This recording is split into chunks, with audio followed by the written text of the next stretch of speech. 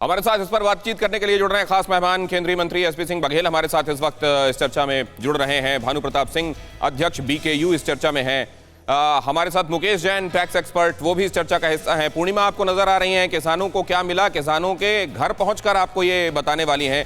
मोहित मल्होत्रा भी पंजाब से हमारे साथ जुड़ेंगे और वो भी आप तक जानकारी, बल्कि वो दिखाई दे रहे हैं आपको, किसानों के साथ बैठे हुए हैं। सबसे पहले बघेल साहब आपके पास, आपको भी कहीं लगता है कि कुछ और गुंजाइश थी, या क्योंकि आप तो सरकार में ही हैं तो सब कुछ ठीक है और सब कुछ व्यवस्थित है, और बल्कि जो उम्मीद है उससे भी ज्यादा है?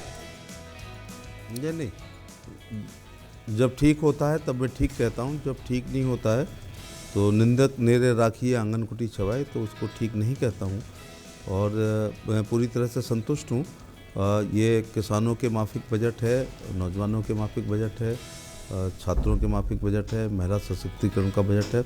और सबसे अच्छी बात है कि अच्छा प्रशासक, शासक, प्रधानमंत्री वो होता है कि अपने कार्यकाल तक ही अपने कर्तव्यों की इतश्री को न रखे, उसको एक विजनरी बजट पेश करना चाहिए। मोदी जी ने को बधाई देना चाहूँगा, निर्मला सीतारमण जी को बधाई देना चाहूँगा कि समाज के हर तबके को उन्होंने छूने का प्रयास किया है। और सबसे बड़ी बात है कि आधुनिक भारत की नवनिर्माण की नींव को रखने का काम किया है।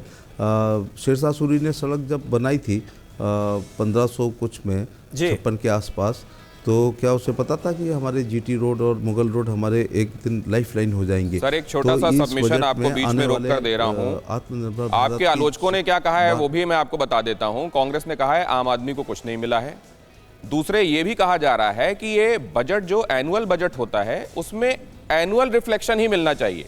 उसमें अगर लंबे रिफ्लेक्शंस, लंबी बातें होने लगेंगी तो उसमें जुबानी जमा खर्च ज्यादा हो जाएगा, और सही में जमा खर्च क्या होना चाहिए एक साल का, उसके दर्शन कम हो पाएंगे। इसका जवाब और दे दीजिए सर।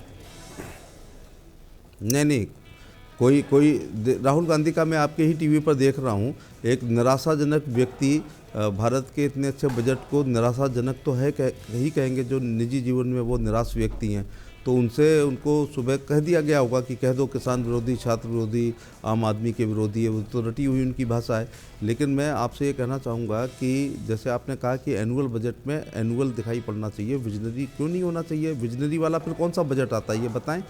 कोई भी व्यक्ति, आम किसान अपने एक साल में नींव खोदता है, अगले साल ईंटें खड़ी करता है, तीसरे साल उस पर प्लास्टर करता है, चौथे साल उस पर स्टम्पर करता है, पाँचवें साल उसमें टाइल्स लगाता है। अगर आपका बजट पहली बार में महल खड़ा करने वाला नहीं है तो क्या महल की शुरुआत भी नहीं करेंगे? मैं प्रधानमंत्री जी को कई बार मैं कहता हूं कि मेरे जैसे आदमी से वो 70 साल पहले सोचने लगते हैं। वो 70 साल पहले की सोच रखने वाले व्यक्ति हैं, क्योंकि 70 साल पहले वालों ने शौचालय नहीं बनाया था, आवास नहीं बनाया था, आयुष्मान नहीं बनाया था। तो अब जैसे बुंदेलखंड हमारा सबसे, ये अंत्योदय किया है उन्होंने सिंचाई के मामले में बुंदेलखंड को, कि केन और बेतवा को जो लिंकेज की है, 44,000 करोड़ से ऊपर बजट दिया है। खेती बिना पानी के नहीं हो सकती है। खेती एक बार खराब बीज से, कम फर्टिलाइजर से हो सकती है, लेकिन जल के बिना नहीं होती है। तो जल जो है वो बहुत जरूरी है। ठीक है। अच्छा एसपी सिंह बघेल साहब, आपने खेती किसानी का जिक्र किया क्योंकि चुनावी मौसम है, 5 राज्यों में विधानसभा चुनाव होने हैं। पंजाब के किसान और खासतौर पर वेस्टर्न यूपी के किसान टकटकी लगाए इंतजार कर रहे थे कि उन्हें क्या राहत मिलती है। जब बजट आता है तो सरकार की तरफ से और मुख्यमंत्री योगी आदित्यनाथ की तरफ से कहा गया कि भाई 2022 तक किसानों की आय दोगुनी करने वाला ये बजट है। कैसे समझाएंगे किसानों को, क्योंकि बहुत सारे किसान नेता इस वक्त आपको सुन रहे हैं कि 2022 तक उनकी आय दोगुनी हो जाएगी। जी, हाँ, 2000 आय दोगुनी हो रही है। मैं किसानों को ये बताना चाहूँगा कि इतना विजनरी बजट है। प्रधानमंत्री अच्छी तरह जानते हैं कि परंपरागत खेती से अगर किसान मालदार होता तो ये देश अरबपतियों का देश होता, क्योंकि 400-500 साल या जब से सृष्टि है हम खेती ही कर रहे हैं। तो मेरा कहने का मतलब है प्रधानमंत्री जी ने इसमें इस बजट को दोगुना करने के लिए फिशरी पे ध्यान दिया है, पिगरी पे ध्यान दिया है, एनिमल हस्बेंड्री पर ध्यान दिया है, पोल्ट्री पर ध्यान दिया है, और यहाँ तक कि औषधि खेतियों पर ध्यान दिया है, फलों की खेती पर, फूल की खेती पर, और जीरो बजट की खेती पर। 2 चीज़ें होती हैं, या तो भाव बढ़े अथवा लागत कम आए। तो जीरो बजट के लिए उन्होंने एक डिजिटल एग्रीकल्चर यूनिवर्सिटी, कभी हम लोग सोच सकते थे। हम फिर एक बार नालंदा की तरफ जा रहे हैं, हम तक्षशिला की तरफ जा रहे हैं, हम विक्रमशिला की तरफ जा रहे हैं।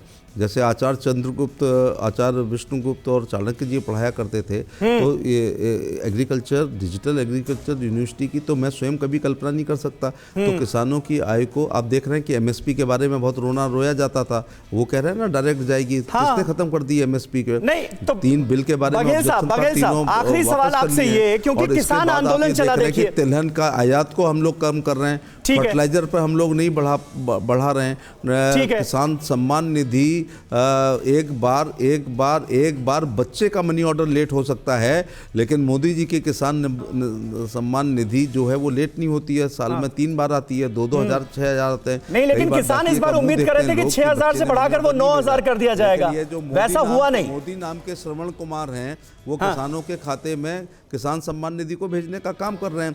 ड्रिप इरिगेशन पर 80 से 90% सब्सिडी कर दी है, स्प्रिंकलर पे 80 से 90% सब्सिडी कर दी है। मैं ये 6वां कार्यकाल है, लेकिन पहले कार्यकाल में खाद फर्टिलाइजर लेने जाने वालों पे लाठीचार्ज होता था, मैंने उसका आंदोलन किया। आज ही एक बात मैं आपसे जानना चाहता हूं, और इसमें सारा सार हो जाएगा सर, बस हाँ या ना में आप जवाब दे दीजिएगा इसका, कि 2022 अभी बाकी है, जितना किसानों की आय उतने में दोगुनी हो जाएगी क्या सर? क्योंकि ये उम्मीद अब भी कायम रख रही है सरकार। देखिए, जब मैंने अपना पोल्ट्री फार्म शुरू किया तो उसी साल तो नहीं दुगना हो जाएगा, पहले साल की मेरी लागत ज़्यादा आई है, लेकिन 10 साल के अंदर फिर ये है इंफ्रास्ट्रक्चर का पैसा कम होता जाएगा। मेरे को आगे फिशरीज मैं खुद करता हूँ, मैं फिशरीज खुद करता हूँ, पहले साल में हमारे टैंक बने, लेकिन 10 साल बाद टैंक का तो मतलब ये नहीं हो पाएगा, अभी 2022 में नहीं हो पाएगा, ये कह रहे हैं सर आप कि हो जाएगा? ये होगा 2022 में। 2022 देखिए, मैं भी किसान का बेटा हूं, परंपरागत खेती से नहीं होगा जब तक किसान मछली पालन, मुर्गी तो मैं आपकी बातों को आसान करता हूं, 2022 में ही होगा, लेकिन शर्तें लागू। बहुत धन्यवाद बघेल साहब। नहीं होगा, 2022 में नींव लग गई है, नींव लग गई। आप ऐसे नहीं, मैं आपकी बात मानूंगा कि नहीं होगा। 2022 में नींव 2022 में नींव लग गई है, आगे होगा, मतलब 2022 में होगा, लेकिन शर्तें लागू नहीं बने हैं। लाल किले के कंगूरे तब बने हैं जब बुनियाद बहुत अच्छी होगी। ठीक, बहुत धन्यवाद सर, बहुत धन्यवाद ये हमसे बातचीत करने के लिए, और ये भी कहने के लिए कि अच्छा होता है तो ही अच्छा कहता हूं, वरना निंदक नियरे राखिए आंगन कुटी छबाए। हो सकता है कुछ एक बातें क्लोज डोर मीटिंग्स में भी कही जाए।